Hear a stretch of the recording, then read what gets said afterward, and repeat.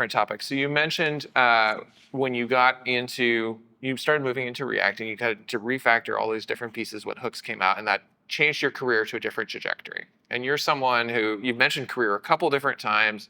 You are someone who's published on Twitch, who is published on YouTube and those sorts of things. What do you think people right now need to think about if they're trying to take their careers to the next level? Should they be publishing? Should they be focusing on what project they can tackle?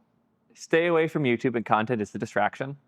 It's there if you're if you have things you want to say to the point where you're you're struggling to sleep at night. Like that's why my YouTube channel exists, because I had these like fun nerdy deep dives at lunch and dinner at Twitch that I lost when COVID happened. And then I joined a startup and no one wanted to nerd out. I made my own startup, joined my Combinator, nobody wanted to nerd out.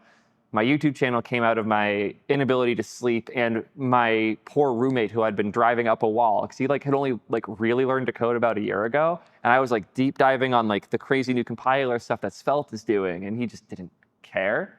My YouTube channel came out of the need to rant about these things. That's the reason to do it. Content isn't a lever that's going to help your career.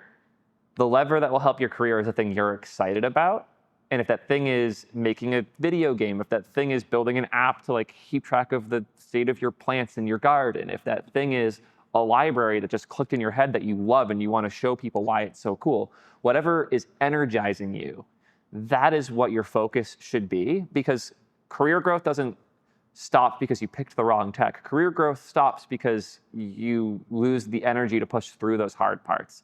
You grow via suffering, and you grow via feeling really dumb. I learned this from skateboarding. You don't get better at skateboarding by going to a lecture and having somebody tell you the history of the skateboard and how the wood was crafted and the dynamics of the physics of how it flips. You learn to skateboard by hitting the ground over and over again. You learn to code by hitting the ground over and over again.